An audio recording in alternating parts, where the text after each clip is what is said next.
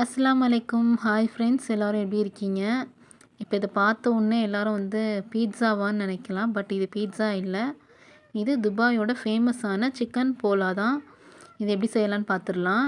இப்போது இதுக்கு தேவையான இன்க்ரீடியன்ட்ஸ் நம்ம எடுத்துக்கலாம். ஒரு ஜாரில் நான் ஃபஸ்ட்டு 2 முட்டை சேர்த்துக்கிறேன். இதுக்கு நம்ம ஒரு 3 முட்டை கூட சேர்க்கலாம், 3 4 கூட சேர்க்கலாம். பட் நான் கொஞ்சமாக செய்கிறனால 2 முட்டை மட்டும் சேர்த்துக்கிறேன். இப்போது இதுக்கு தேவையான 1 கப் பால் இதில் சேர்த்துக்கலாம். இப்போ அடுத்து 1 கப் மைதா சேர்த்துக்கலாம்.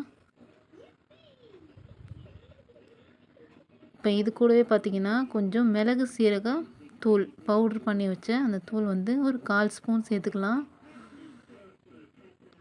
அப்புறம் தேவையான அளவு உப்பு சேர்த்துக்கலாம். இப்போ இதை நல்லா மிக்சியில் அரைச்சி எடுத்து வச்சிடலாம். இந்த மாதிரி அரைச்சிட்டு தனியாக எடுத்து வச்சுட்டு இப்போ இதுக்கு என்னென்னலாம் நம்ம போட போகிறோன்னு காட்டிடுறேன். இதுக்கு ரொம்ப இன்க்ரீடியன்ட்ஸ்லாம் எதுவுமே கிடையாது. வெறும் ஆனியன் மட்டும் தான் நான் கட் பண்ணி வச்சுருக்கேன்.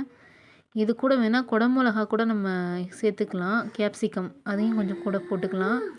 இது 65 பண்ணி வச்சுருக்கேன். சிக்கன் போன்லெஸ் சிக்கன் 65 மாதிரி நான் பொரித்து அதை கட் பண்ணி வச்சுருக்கேன். உங்களுக்கு தேவைன்னா நீங்கள் பச்சை கறியாகவும் யூஸ் பண்ணலாம். இப்போ ஒரு பேனில் எண்ணெய் சேர்த்துட்டு நம்ம கட் பண்ணி வச்சுருக்க வெங்காயத்தை போட்டு நல்லா வதக்கிக்கலாம்.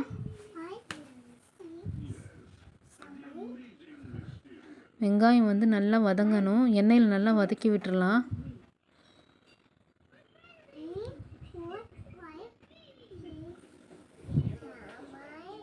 எல்லா வெங்காயத்தையும் சேர்த்துட்டு இந்த மாதிரி நல்லா வதக்கி விட்டுக்கலாம்.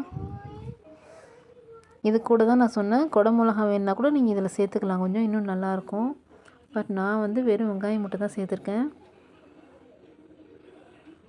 இது கூட ஜிஞ்சர் கார்லிக் பேஸ்ட் கொஞ்சம் சேர்த்துக்கலாம். வெங்காயம் ப்ரௌனிஷாக ஆனோடனே இந்த மாதிரி சேர்த்துக்கலாம். இப்போ இஞ்சி பூண்டு ஸ்மெல் போகிற வரைக்கும் நல்லா இந்த மாதிரி வதக்கி விட்டுக்கோங்க. இப்போ இதுக்கு தேவையான மசாலா சேர்த்துக்கலாம். 1/4 ஸ்பூன் மஞ்சத்தூள், 1/4 ஸ்பூன் மல்லித்தூள், 1/4 spoon garam masala, 1/4 spoon chilli powder. இப்போது தேவையான அளவு கொஞ்சமாக உப்பு சேர்த்துட்டு இது நல்லா நம்ம மசாலா ஸ்மெல் போகிற வரைக்கும் நல்லா வதக்கி விட்டுக்கலாம். மசாலாவோட அந்த பச்சை ஸ்மெல்லாம் நல்லா போகணும். நல்லா அந்த மாதிரி கிண்டி விட்டுட்டு இதை லோ ஃப்ளேம்லேயே வச்சு கிண்டுங்க. ஏன்னா மசாலா அடியில் பிடிக்கிற மாதிரிடும். அதனால் லோ ஃப்ளேம்லேயே வச்சு நல்லா இந்த மாதிரி கிண்டி விடுங்க.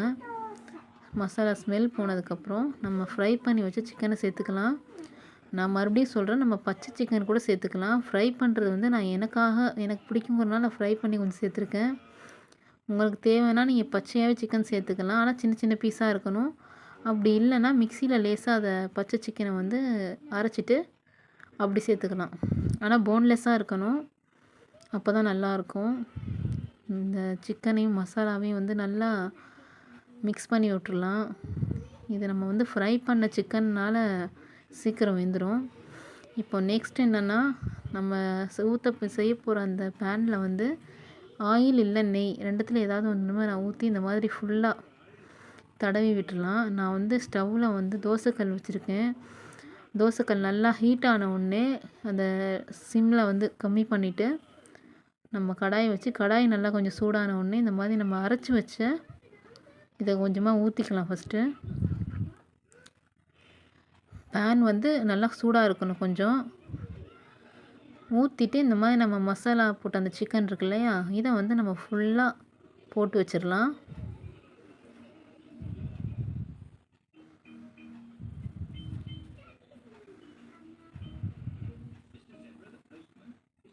இந்த மாதிரி சிக்கன் ஃபுல்லாக நம்ம போட்டு வச்சிடலாம். இப்போ நெக்ஸ்ட்டு ஒரு இது ஊற்றிடலாம். இப்போ நம்ம இந்த மாதிரி மேலே ஃபுல்லாக நெக்ஸ்ட்டு 2வது லேயர் ஊற்றி இது மேலேயும் கொஞ்சம் சிக்கன் மசாலா ஃபுல்லாக போட்டு விட்டுறலாம். இது கரெக்டாக நம்ம ஃபுல்லாக போடணும். அப்போ தான் சாப்பிட்றப்போ நமக்கு அது ரெண்டுமே மிக்சடாக தெரியும்.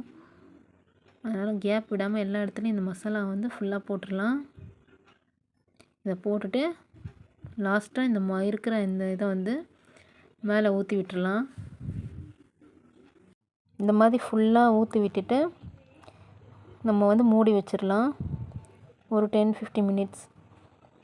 This video sponsored by moto shopping. இந்த ஆப் வந்து நமக்கு ப்ளே ஸ்டோர்லேயே அவைலபிளாக கிடைக்கிது. இந்த ஆப்பில் பார்த்திங்கன்னா நம்ம வீட்டுக்கு தேவையான பொருட்கள் எல்லாமே நமக்கு கிடைக்கிது. அது மட்டும் கிடையாது, நமக்கு இதை ரிஜிஸ்டர் பண்ண உடனே நமக்கு வந்து வெல்கம் கிட் இதில் கிடைக்கும்.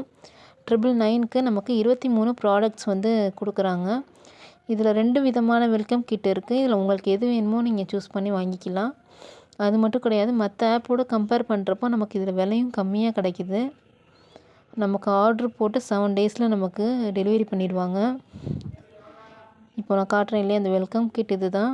இதில் 23 ப்ராடக்ட்ஸ் இருக்குது. இது எல்லாமே நம்ம நார்மலாக வீட்டில் யூஸ் பண்ணுற பொருள் தான். எதுவுமே அனாவசியமான பொருட்கள் கிடையாது. எல்லாமே வந்து நம்ம எல்லா சமையலுக்கு யூஸ் பண்ணுற பொருள் தான் இதில் எல்லாமே இருக்கும். இது வந்து செகண்ட் வெல்கம் கிட்டும் நான் காட்டிடுறேன். சேம் அதே தான், கொஞ்சம் சேஞ்சஸ் இருக்கும். பட் இதுவும் நம்ம வீட்டுக்கு யூஸ் பண்ணுற பொருள் தான். வேணுங்கிறவங்க கண்டிப்பாக செக் பண்ணி பாருங்கள். நான் டிஸ்கிரிப்ஷனில் லிங்க் கொடுத்துருக்கேன். வேணுங்கிறவங்க செக் பண்ணிக்கோங்க.